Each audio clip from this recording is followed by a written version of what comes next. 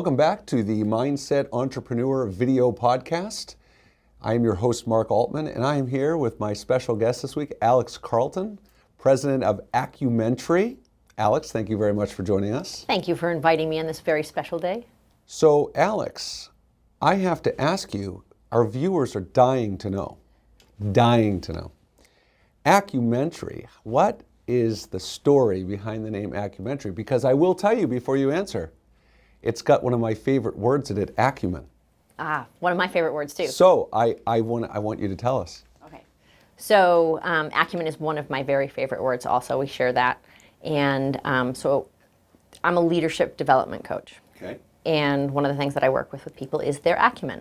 So that's their knowledge of leadership, strategy, etc. And when I was recently naming my company, this is my second venture as a coach. I thought to myself, of all the things I do, what's my favorite part of my job? And the word acumen was the first thing that popped into my head. And I also love, I like words. So the origin of the word comes from to sharpen, to have a point. And what I liked about that is it inferred sort of always sharpening. It wasn't sharpened, like you never really get there. So you're always sharpening your skills. So that's what I liked about acumen. And then try is really the root word for tree, but it came from triathlon. And actually it's a couple of things. Triathlon, I'm a triathlete, and I love things in threes. Everything comes in threes. So when I was looking to name a company, I decided I'm going to make up my own word. There's a few stories behind There are that name. so many words. That. Actually, if I back way up, it just came to the point of, this is my company. If I can take the two things that I love the most and put them together and make something that really resonates for me, it was the work I do with people, helping them develop their leadership acumen, and my athletics, and put those two together. Well, Alex, I know you mentioned you're a triathlete, and I know one of the areas so many of your clients have connected with you on, and I connect with you on as well, is your passion and love for competition in sports. And I think what's been amazing about you is how not only have you've used your love and passion for it, but you've used the knowledge you've gained from it to be more effective and a better coach for your clients. So could you talk about that a little bit? Sure, and it comes from so many different places. But so I have this belief that confidence, take confidence specifically, takes practice. And it's not something that you're born with a certain amount of confidence and you die with a certain amount of confidence. It's something that you can practice. And practicing things with lower risk first to build up to things that take higher risk is a wonderful life skill. And I think that participation in sports, so whether I was running, triathlon, they're sort of safe risks to take. And while you're doing those sports and participating, you learn amazing things. You learn about setting goals, owning them and not owning them. You learn about breaking down practice to get your goal, and it's not usually something that you can attain in a day. So if you have a particular golf score you want to get to, it's not something that you can really master and become good at it that day. It takes small step goals to get there, a lot of discipline, and sort of trusting the process and getting there. And that comes over to leadership and coaching all the time. Trying to think other things that come into there. Networking is important for leadership, and that certainly happens in participation in sport. Being able to handle stress and endure through things, you build that through sport. And that certainly is important to leadership. So there's just so many places where it overlaps. There's probably can be like 9 different areas that we practice in both. Well, there's something you said that really intrigues me. So when you think of the CEOs and leadership teams and executives that you've helped, what strikes me as a consistent pattern is most people in high positions of leadership are not likely to express they're not confident or have weaknesses in certain areas. And talk about those two leadership skills of kind of being vulnerable or being self-aware and the resiliency aspect needed in being a leader, and how you're able to support people in those areas. Sure, and I'm going to break that into a couple of pieces, because I think the confidence piece, I think most of us can look at our lives and see places where we have a certain level of confidence and places where we don't. It's not usually one level of confidence for every Across the skill board. that you'll do, right? Agreed. You have different strengths. So I think a lot of executives know places where they have high confidence and places where it doesn't feel as high. So there's an awareness that there's a difference. So I think that's part of it. And I think the other thing is that, a lot of times it's not about not having confidence it's more about like, well, could I get better? Like, what can I do to challenge myself? Like, I can do this today. I have this other goal. I want to see how big I can grow my company. I want to see if I can move into different industries or something that is just new territory. So it's sort of that strive to continually improve. This is where I am today. What can I do to continue to get better? Like, I may have a fantastic time for my 10K, but I wonder if I changed up my training, if I could get better. So it's sort of that desire to keep improving more than anything else. Although, my concern though is what does it mean when people admit they need help and they need support? Because from a confidence perspective, they might be aware, but actually admitting it and seeking the help. And I love what you just said, because we've talked about how typically people only need help if there's a problem or if there's a pain going on. But you could be just striving for something. So talk about if you have the courage and confidence to actually know it, but then actually seek it, where those challenges lie. So the very first part of your question, you're like, what does it mean for someone who can reach out? I'd say they're very brave. I mean, first and foremost, I think getting to a point where you realize that someone can add to you and can make you better and that you can improve, it takes a lot of bravery to say that. I think a lot of times people at all levels spend a lot of time trying to make it look like they've got it all under control. Everything's okay, Right. Nobody putting panic. out that facade, right? Right. So that facade's hard to carry because nobody can have it all, right? So we all need help. I think the other thing is that, it's sort of simple. Like nobody can see everything. I have the ability to see you sitting in front of me, but for the life of me, I cannot see the back of my head. I just can't, right? So there's no bias about it. I just cannot see the back of my head. I could get a mirror, I could see a backwards version of my head, but having a coach or having an advisor or a mentor, someone to help you, that you can just see things that you can't see because nobody can see everything. And there's no judgment on that. It doesn't make you smarter or less smart. Right. It's just a fact. That's the key. And so I think that's part of that mindset for seeking out help. And I think a lot of times people have had the experience of helping other people and they haven't thought that there was a deficit in that person. They just thought that that was a particular skill they wanted to get better at.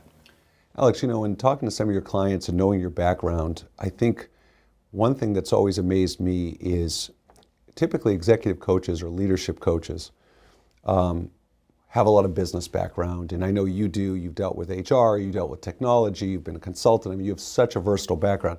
But what I think makes you special that I haven't seen in a lot of executive coaches is you understand people, right? Because it's one thing to understand business and different things and challenges leaders would face, but you really understand relationships and people and how that all integrates together. Could you talk a little bit about where that skill combo came from and maybe some of your background a little bit in that regard? Sure. So where'd it come from? I'm going to have to think about that one and sort of back into that one. But so my background, I've worked in all different areas across a company. It's mostly because I'm curious and I like to understand how things work. So working in finance, and that was just fun. I was head of operation. I was head of HR for a company, and at some point I had this epiphany that working in operations was a better place for me because I do like processes, and I like to build infrastructure in companies to achieve goals and get large groups of people sort of focused on a task. That was really just like an internal drive for me. But what I realized, it really took an understanding of what motivates people. And like, how do you work with a diverse group of people? So you have technical people, sales people, marketing people, administrative people, legal people, finance people, all these people, these different personalities and personas that make up an organization, and one goal to achieve.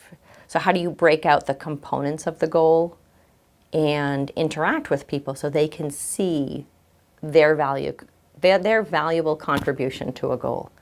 How, as an executive, could I communicate with my team or people who weren't even on my team, so that they could see themselves, they could paint themselves into this vision. They knew that what they were doing impacted where we were going. And it really helped me develop this style of connected leadership. And how do you work through and engage other people into that vision? So at one point I was, I think I was in a career workshop, and we were talking about this idea that the processes and the goals and the vision and the mission statements, all these things were really important, but we all want to add value. We all want to be meaningful. We all want what we do to be important. And if we could find a way as leaders for people to connect what they see in themselves as valuable with the tasks that they're doing, we're all going to be happier. We're going to have better results. We're going to have people more willing to take risks and be innovative and collaborate. And there's a way that leaders can engage with their teams that's really an invitation for that, versus that there's another way that leaders can engage where they sort of shut that down, where you feel like you have to have a work self and a personal self. Bring your work self here today, the personal self will stay at home. And on the teams that I've worked with, we've always been just highly aware that there's something that somebody loves so much that they're willing to be away from it for 8 to 10 hours a day to fund it, basically, right? So I'm willing to come and do whatever it is here because there's this thing outside that's so important to me that I want to make sure I have the fuel for that. So, that's sort of the balance.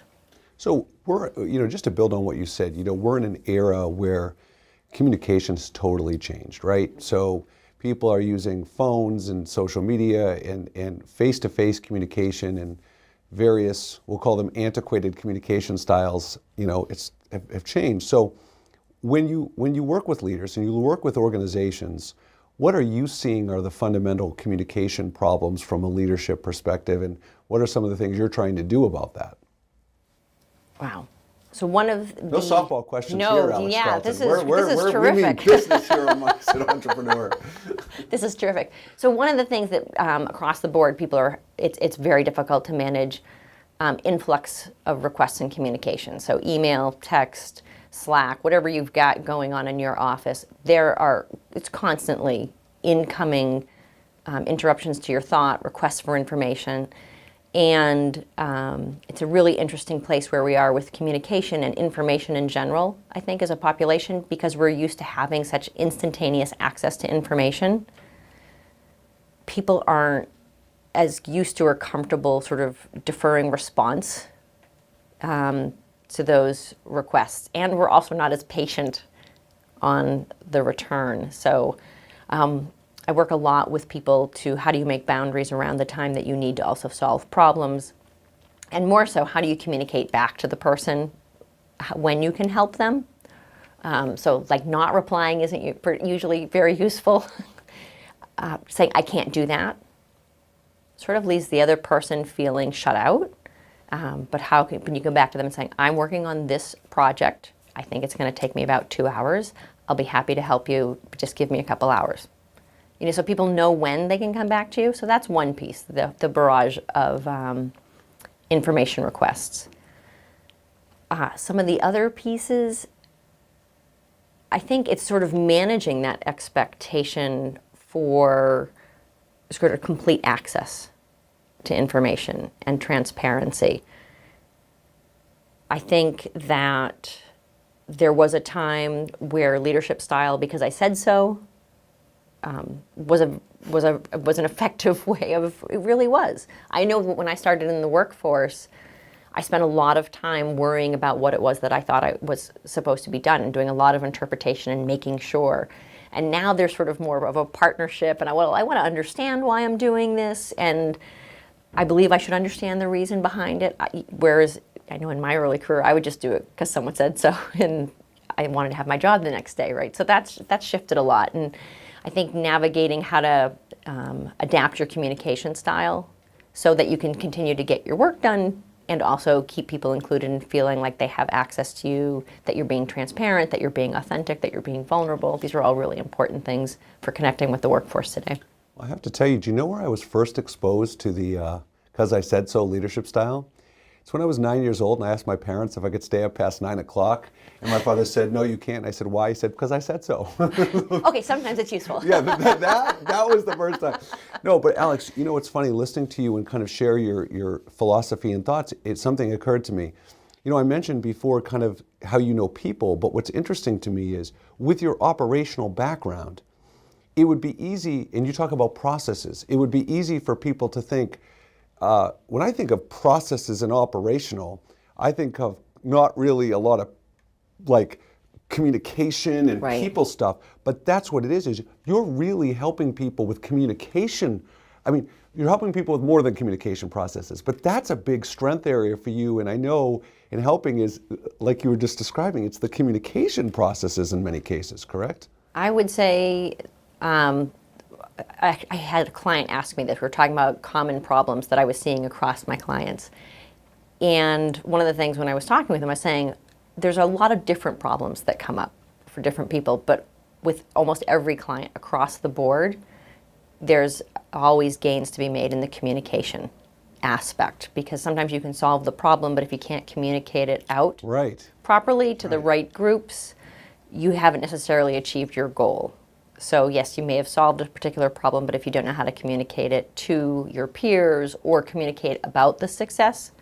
So if you're in an organization that values collaboration and you're sort of staking your flag in the moon and claiming this as an individual victory, why didn't that fly? You know, so it's really interesting to look at how does the communication about what you're doing also impact if you're getting where you're trying to be. So I think that's very huge. So for the CEOs and leadership teams watching, if they're considering hiring someone like you as an executive coach, walk them through, like, these are the things they should be considering, or what are they actually saying privately, their inner voice, or they're sitting there thinking that you know that if they're saying those things, they need to talk to you? So I think, okay, so I'm going to go backwards because I'm going to go that in reverse order. So I think if someone's thinking, I wonder if I hired a coach, if I could get somewhere faster, if I could achieve more, if there's something I'm missing, or any of those conversations, I think just the curiosity alone, it's worth having conversations. Because I think a lot of times you can even realize more about what you could possibly create by just opening those conversations. Just go talk to 3 or 4 people, and then you'll get a sense for whether, yes, this would be a good time or not. I think that we intuitively know. I think most people, oh, it's time for a growth spurt. Yep. I think I want like some help. And I think that for me personally, when I've hired a coach, I've known that I've been at the beginning of a growth spurt. And, I wanted it to be impactful because change is hard. So I sort of wanted somebody to challenge me and make bigger leaps than probably I would have made on my own, because I would have stayed a little bit comfortable on my own. So I think that readiness is really important. So as far as like what's the process, there's so many different ways of finding coaches, especially in the New England area. We have a really deep market for executive coaching, for every kind of coaching you can imagine. So that's one terrific thing. I think for me, I would start very simple. 3 things. If coaching was magic, what would I want to be able to achieve at the end of it? Start with those, write those down. You can go online, you can, Google and start to read bios. You'll probably see that a lot of the websites say a lot of the same things, mine included. We talk about different types of leadership development, et cetera. But I think fit is the most important aspect of any coaching relationship. So I think having a conversation with somebody and just understanding whether they're going to challenge you the way you'd like to be challenged is the most important part of getting the coaching fit right. I talk to lots of people that I don't wind up being the coach for because I'm more interested in them finding the right person for them to work with. Like working with me takes a certain amount of chops because I can push because I'm really focused on my clients' goals. So, I'm not always the most, I'm not the best cheerleader all the time, but I'm really good about getting results. So that takes a certain kind of stomach. Well, and I have to say, I don't agree you're not the best cheerleader. I think your cheerleading is a different style I think you cheerlead by example and by different approaches, but I still think it's cheerleading. Okay, I'm very supportive. Right. I am incredibly supportive, and I definitely, I can see how things are going to work out. Yeah. I can see a process. I can see a path to getting people where they want to go, and I'm in it with people. You're just very direct. 100%. I'm very direct. Goal-driven. Very goal-driven. Honest. Yes. So, and those are different ways of being a cheerleader. Okay. Right? I'm that kind of cheerleader. Yeah, okay. Yes, absolutely, Okay. that kind of cheerleader. All right, so before we wrap up, Alex, I know for those, you are embarking on an amazingly interesting project right now that really pulls in your skills, your passions, your knowledge, and we would be remiss if we didn't talk about that before we sign off. So could you talk about that project and what your goals and dreams are related to that project? Absolutely. So I'm taking a very entrepreneurial approach to my project. I have a research partner that I'm working with, and we are basically researching the correlation between adult participation in sports and leadership development and success. And we're going across all sports, so we're trying not to just stay in the sports that I love the most, but we're looking at people who are participating as adults across sports. One of the things that my partner and I came to this belief, we were like, so you read all these articles about kids who participate in sports and the implications for their future leadership. And I started thinking, well, what happens if you missed that? What happens if you didn't participate in sports when you were a kid? What happens if you wanted to start now and you're 30, 35, 40? Logically, for how brains develop, it didn't make sense that that would be the only time that you could get that benefit. So we decided to set out and look at people who have been lifelong athletes, as well as people who came to sport later, like maybe they know somebody who had cancer, so they joined a team to run a marathon and do fundraising, so they came to sports later. And we're really looking at the experience and the learnings that people are having in sports and in training, and the lessons that they take over to their professional lives. And the feedback has been amazing so far, and people are very passionate about the subject. And I think it's another area where people can practice skills that they can transfer to work. I think, there are certain fears with work. We need to feed ourselves. We need to keep our job. We're worried about sometimes taking risks. But I think sport really gives people an amazing opportunity to practice confidence building skills, goal setting skills. It's an amazing talent to receive feedback, positive and negative, and then adjust what you're doing to go after a goal. There's networking. And some of the bigger things are just by participating in sport. Most of the people that we've been talking to, it really increases a lot of their problem solving and creative and innovation functions. So they kind of get lost in their activities and they somehow find solutions to problems that they were working really hard in their office to find. So there's all these sort of soft benefits to participation that we personally think everybody should have access to.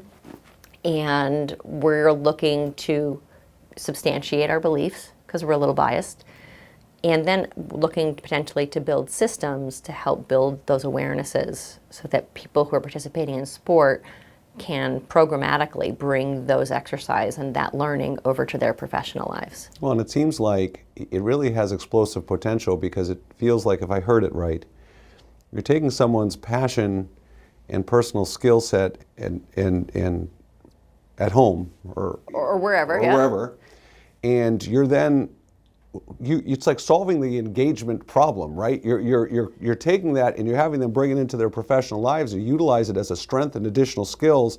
And to me, you talk about the creative thinking and the innovation piece. I mean, that's a huge part of it. But that's what the engagement story is all about to me. Right.